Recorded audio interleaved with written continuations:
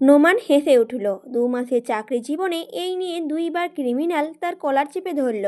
এতে সে বিব্রত হয় না, বরং তার হাসি পায়। হাসতে হাসতেই আরাপের হাত কলার থেকে ছাড়িয়ে মুচড়ে ধরে বলল, আমার চাকরি খাওয়ার আগে তুই নিজেকে নিয়ে ভাব, আগে নিজেকে বাঁচা। তারপর ধাক্কা দিয়ে কনস্টেবলের হাতে আরাপকে দিয়ে নোমান হনহন করে বেরিয়ে পড়ল বাড়ি থেকে। আপরাও আর এক মুহূর্ত দেরি করলো না, মনিরাকে নিয়ে উপরে চলে গেল। এখানে থাকলেই কথা বাড়বে, সে বুঝতে পেরেছে। ঘরে গিয়ে তিনজনই কেমন স্বস্তির নিঃশ্বাস ফেললো।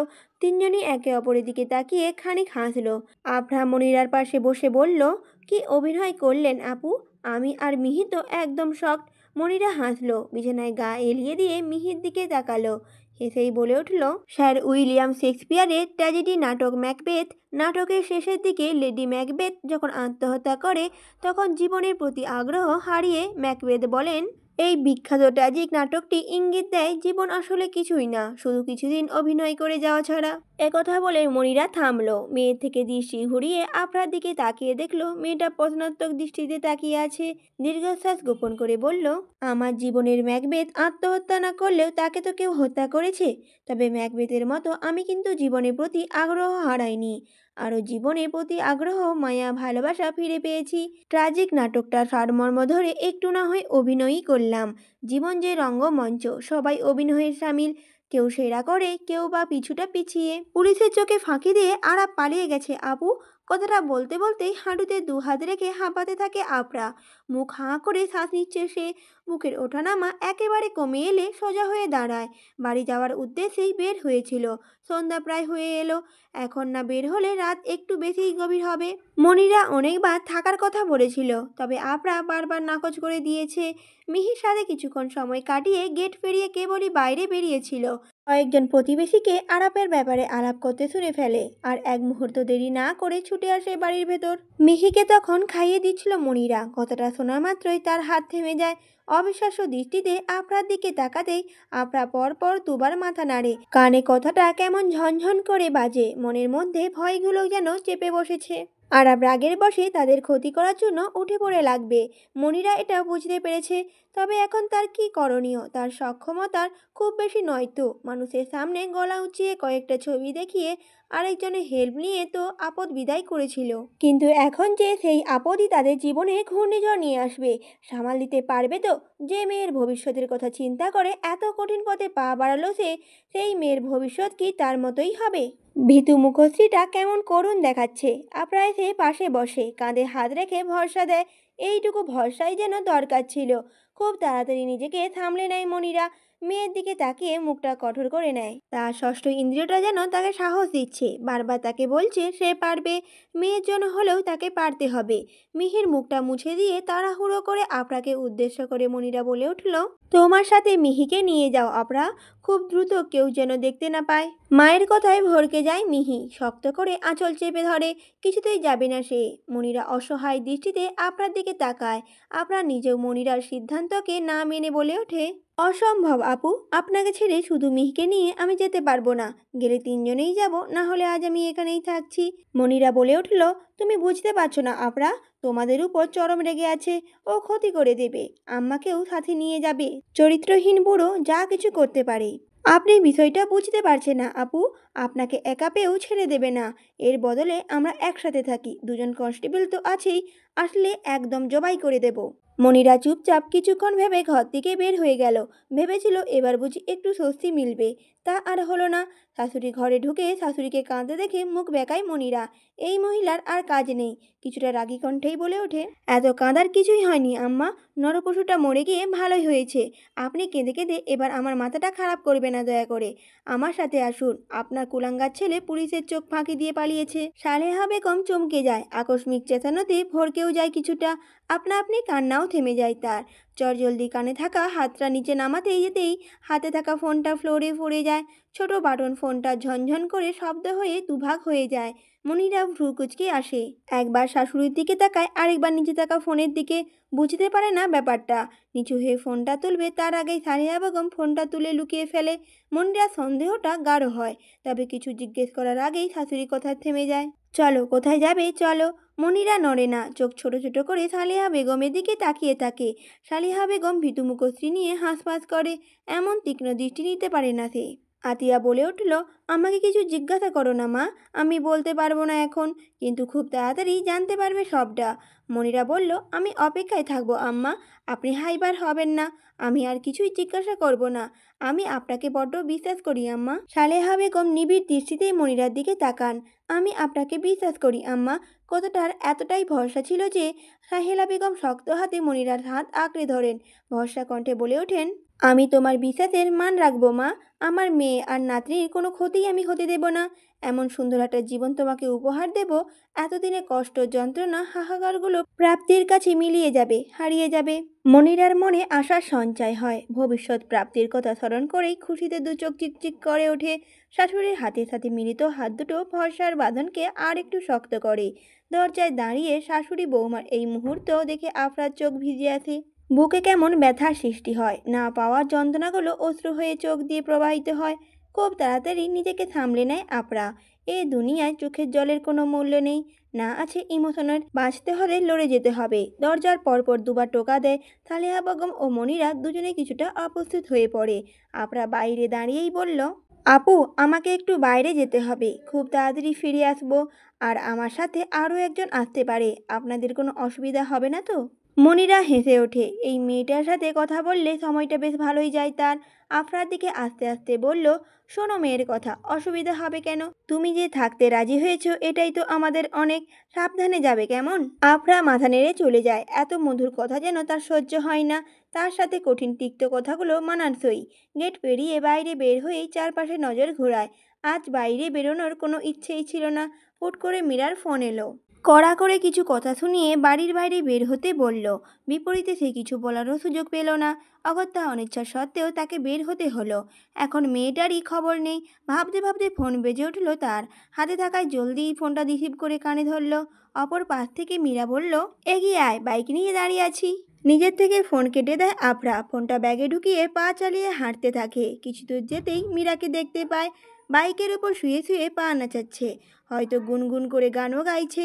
বিরক্তি ফুটে ওঠে আফরার চোখে মুখে। কতবার বারণ করেছে এই মেয়েকে এভাবে বাইকের উপর শুয়ে না থাকতে, তার কথা কানেই তুলে না। কাছে গিয়ে আফরা মীরার হাতে একটা থাপ্পড় বসিয়ে দেয়।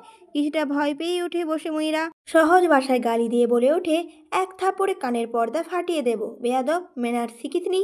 আফরা বলে উঠল, এক লাথি দেব, তুই নিজেই ম্যানার শিখে যাবি। বাইকের ওপর এভাবে শুয়ে থাকতে বারণ করেছিলাম, বকাটেদের মতো ব্যবহার করিস, এসব আমার চক্ষুশূল, তুই জানিস। এরপরও কেন?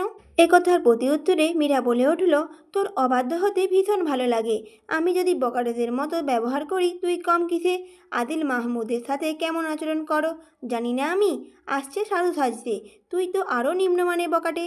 আফরা বলে উঠল, প্রেম নিবেদন করলে যদি আমি বকাটে হয়ে যাই, তাহলে তো বলবো পৃথিবীর সকল প্রেমিক প্রেমিকা বকাটে। এরকম ট্যাগ পেতে মন্দ লাগে না। আফরার পাল্টা জবাবে মীরা মুখ বেঁকায়। নানা বাড়ির গল্প মামার কাছে করতে আসে এমন ভাব। মুখ বেঁকিয়েই বলে ওঠে, তোমার প্রেম নিবেদন নাকি ফাঁদ নিবেদন আমি জানি না। আমার সামনে ভুলভাল বকবি না। গুরুত্বপূর্ণ একটা কথা বলতে ডেকেছি, সেটা বলি। আফরা মাথা নাড়ায়, তবে তার দৃষ্টি মীরার দিকে নেই। সে তো ঘুরছে কিছুটা দূরে দাঁড়ানো কালো গাড়িটার উপর। সারাদিনের অপেক্ষা যেন আফরার শেষ হলো। তার কল্পনার বাইরেও এই লোক চালাক। না হলে জনসমাগমে না এসে ঠিক রাতের আঁধারে লুকিয়ে এসেছে। তবে আফরার প্ল্যান যে অন্যরকম। এই মুহূর্তে তার কাজই আদিল মাহমুদের কাজে বাধা সৃষ্টি করা। মীরা কেবলই তার কথাটা বলতে যাচ্ছিল। আফরা মীরার কথা না শুনেই দৌড়ে দেয়। এক দৌড়ে কালো গাড়িটার সামনে গিয়ে থামে। ভেতরে উঁকি দিয়ে দেখে কেউ নেই। আশেপাশে তাকায়, না, মানুষটার ছায়াও দেখতে পাচ্ছে না। কিছুক্ষণ অপেক্ষা করে, ফলাফল শূন্য। হুট করে গাড়ির দরজা খুলে ভেতরে বসে পড়ে। চমকে দেওয়া যাক। আপনার কাজ দূর থেকে দেখেই মীরা রেগে ফেটে পড়ে। তার কথা শোনার প্রয়োজনও মনে করলো না। সেও তার প্রতিশোধ না নিয়ে ক্ষান্ত হবে না।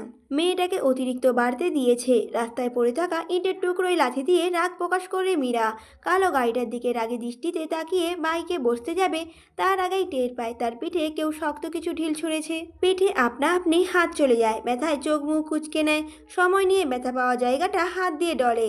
বাইক থেকে নেমে পেছনে ঘুরতেই এতক্ষণে রাগের সীমানা যেন বেড়ে যায়। এই লোকের জন্যই আপনারা তাকে ইগনোর করছে। চেঁচিয়ে বলে ওঠে। মীরা বলে উঠল, ঢিল মারলে কেন, অসভ্য ছেলে? গম্ভীর মুখশ্রী নিয়ে মীরার ঠিক 2 হাত দূরে দাঁড়িয়ে আছে আদিল। অসভ্য বলায় রাগ হয়নি তার।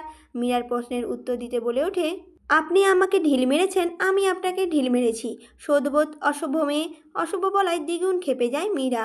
সে কখন ঢিল মারল? তেরে যেতে যেতে বলে ওঠে। মীরা বলে উঠল, এই আপনি কাকে অসভ্য বলছেন? আপনার সাহস তো কম না। আদিল বলল, ঢিল দেওয়া যদি আমি অসভ্য হই, আপনি নিশ্চয়ই আলাদা নয়। গলা নামিয়ে কথা বলুন। আদিল মাহমুদের সাথে কেউ এমনভাবে কথা বলার সাহসও করে না। যে সাহস করে তার জীবনের বাতি নিভে যেতে সময় লাগে না। রাগে হিতাহিত জ্ঞান হারিয়ে ফেলে মীরা। আদিলের হুমকি যেন তার কানেই পৌঁছচ্ছে না। যদিও সে বুঝতে পেরেছে ভুলটা তার, রাস্তা খালি আছে কিনা না দেখেই হট করে ইঁট ছুঁড়েছে, তবে সে স্বীকার করতে নারাজ। আদিল মাহমুদের সামনে তো নিজেকে আরও দুর্বল প্রমাণ করা যাবেই না। দ্বিগুণ চেঁচিয়ে বলে উঠল, আমি না হয় না দেখে দিয়েছি, তাই বলে আপনি জিজ্ঞেস না করে ঢিল ছুড়বেন? বলি ঘরে মা বোন নেই, মেয়েদের সাথে কিভাবে কথা বলতে হয় জানেন না? আদিল এবার রেগে যায়। আপনার ইবনাদ মেয়েটার উপর, এই মেয়েটা তার উপর সামনে এমন উঁচু গলায় কথা বলছে। যদিও সে এরকমটাই আশা করেছিল। আপনার বিশেষ বান্ধবী বলে কথা, তবে কেন জানি মেনে নিতে পারছে না। ইচ্ছে করেই ঠাস করে চর বসিয়ে দেয়। মীরা স্তব্ধ হয়ে যায়, গালে হাত দিয়ে কিছুক্ষণ তাকিয়ে থাকে। আদিল হাত উঠিয়ে কিছু বলবে, তার আগেই মীরা পাল্টা থাপ্পড় মারে। পরিবেশ থমথমে হয়ে যায়। আদিল হেসে ওঠে। মীরার মতো গালে হাত দেয়নি সে, তবে আঙুল বেঁকিয়ে গাল দুটো দলে। হেসেই বলে ওঠে আদিল, মস্ত বড় ভুল করে ফেললেন। আপনি এবং আপনার বান্ধবী দেখছি একই ধাতের। তবে আদিল মাহমুদের সাথে লাগতে আসা কোনো বুদ্ধিমানের কাজ নয়। বয়স অল্প তো, ভুল হওয়াটা স্বাভাবিক। আদিল মাহমুদের কাছে ভুলের ক্ষমা নেই। Just wait and see, miss Meera. একথা বলে আদিল হাঁটা ধরে। মীরা আর কিছু বলে না, তবে মনের মধ্যে জেদ চেপে বসে। কোথায় না বুঝিয়ে নিজের সাহসের গতিটা মীরা অন্যভাবে বোঝায়। বাইকে উঠে সর্বোচ্চ স্পিড দিয়ে আদিলের কাজ ঘেঁষে থাই থাই করে চলে যায় সে। আদিল বিচলিত হয় না, বরং ঠোঁট বেঁকিয়ে হাসে। মনে মনে সাংঘাতিক যুগল দুইটা শব্দ ভিড় করে। গাড়ির কাছে গিয়ে দাঁড়াতেই ভাবলেশীনভাবে বলে ওঠে, আপনি চাইলে এর থেকে দামি গাড়ি আপনাকে আমি গিফট করতে পারি, তাই বলে চুপি চুপি অন্যের গাড়িতে উঠতে হবে? আফরা বলে উঠল, অন্যের গাড়ি বলছেন কেন? ভবিষ্যতে আপনার আমার কি আলাদা হবে নাকি? সবই তো আমাদের। আদিল গাড়িতে উঠে বসলো। গাড়ি স্টার্ট করতে করতে বলল, তারপর বলুন আজ কি উদ্দেশ্য নিয়ে আসলেন? আফরা বলে উঠল, আমি আপনাকে আজ সারাদিন খুঁজেছি ওই বাড়িটায়। অবাক হয়েছিলাম জানেন, আশরাফ উদ্দিনের ছেলের এত বড় হত্যাকাণ্ড, তার উপর আপনাদের কেনা পুলিশ অফিসারের মৃত্যু, আর আপনিই নেই। মানতে কষ্ট না হলেও ভাবার ছিল। এই দেখুন এখন ভাবাভাবিটাও চলে গেল। আপনাদের একটু হলেও মন আছে বলতে হবে। সহানুভূতি দেখাতে চলে এসেছেন, সেটা হোক চুরি করে। কোনো জবাব আসে না। আদিল মন দিয়ে গাড়ি চালায়। আপনার বাড়ির সামনে গাড়ি থামিয়েই মুচকি হাসে। দরজা খুলে দিয়ে বলে ওঠে, আদিল মাহমুদের জীবনে সহানুভূতি বলে কোনো শব্দ নেই। সে নিজের লাভ স্বার্থ ছাড়া এক পাও বাড়ায় না। সেখানে আশরাফ উদ্দিনের মতো মানুষকে, যে আমার জীবনে কোনো প্রভাবই ফেলতে অক্ষম, তাকে নিয়ে ভেবে মস্তিষ্কের জ্বালা বাড়ানো আদিল মাহমুদের সাথে যায় না। এই যে আপনাকে রেখে গেলাম, এর মধ্যেও স্বার্থ রয়েছে। ঠিক সময় মতো টের পাবেন। আপনাকে মেরে টুকরো টুকরো করলেও যে উদ্দেশ্যের কথা আপনার মুখ থেকে বের হবে না, সেই উদ্দেশ্যে আমি আপনার সাথে থেকে বের করব। কথাটা বলে আপনার কাঁধে হাত রাখে আদিল। আপনার শান্ত দৃষ্টিতে আদিলের চোখে চোখ রাখে। কোনো রকম ভঙ্গিমা প্রকাশ না করে আদিল ধাক্কা দিয়ে গাড়ির বাইরে ফেলে দেয় আপনাকে। আপনার ব্যাপারটা বুঝতে বুঝতে অনেকটা দেরি হয়ে গেছে। ততক্ষণে সে মাটিতে গড়াগড়ি খাচ্ছে, জামা কাপড়ে ধুলো চিকচিক করছে। রক্তচক্ষু নিয়ে আদিলের দিকে তাকালেই আদিল গা জ্বালানো হাসি দিয়ে তাচ্ছিল্য কণ্ঠে বলল, আপনার স্থান ঠিক কোথায় বুঝিয়ে দিলাম, টাটা। গাড়ি ছোটায়। আদিল তাড়াহুড়ো করে উঠে দাঁড়ায়। উন্মাদের মতো এদিক ওদিক তাকিয়ে কিছু খুঁজতে থাকে, পায় না। বিশ্রী একটা গালি দেওয়ার আগেই কেউ তার দিকে ইটের টুকরো বাড়ি দেয়। আপনার সাথে সাথে হাতে তুলে নেয়। কিছুটা দৌড়ে ছুটে যেয়ে ঢিল ছড়ে মারে। আঁকাবাঁকা সরু রাস্তা হওয়ায় আদিল বেশি পথ যেতে পারেনি। অনায়াসেই যে কেউ দৌড়ে ধরতে পারবে, সেখানে ঢিল তো অনেক। ঝনঝন শব্দ করে পেছনের কাঁচ ভেঙে যায়। আপনার ঠোঁটের ভাঁজে পাল্টা অপমান করতে পেরে জয়ের হাসি দেখা যায়। গাড়ি থামে। আদিল দরজা খুলে উকি দিতেই আপনার চিৎকার করে বলে ওঠে, আমার স্থানটা নিশ্চয়ই বুঝে গেছেন। আপনাকে এভাবে ভাঙার, উফ সরি, আপনার ভাঙাচোরা দিলটা জোড়া লাগানোর জন্যই হয়তো আপনার ইমনাথ সৃষ্টি হয়েছে। টাটা। একথা বলে আপনার ফ্লাইং কিস ছুঁড়ে দেয়। পাশে থাকা মীরা খিলখিল করে হেসে ওঠে। দুই বান্ধবী হাতে হাত রেখে বাড়ির ভিতর চলে যায়। আদিল গাড়ি থেকে নামে না, ওভাবেই গাড়ি চালিয়ে নিজের গন্তব্যে পৌঁছে যায়। বড়সড় এক পরিকল্পনাও এঁটে ফেলে। দূর থেকে যুদ্ধ আর কতদিন, এবার প্রতিপক্ষকে সামনাসামনি কাছাকাছি রাখা যাক, খেলাটা বেশ জমে যাবে। রাত ৯টা, বেশ রাত হয়নি। নুরুল আলম সিদ্দিকী সবে কোয়ার্টারে ফিরেছেন। ছেলেকে ডাইনিংয়ে বসে থাকতে দেখে তিনি হাসেন।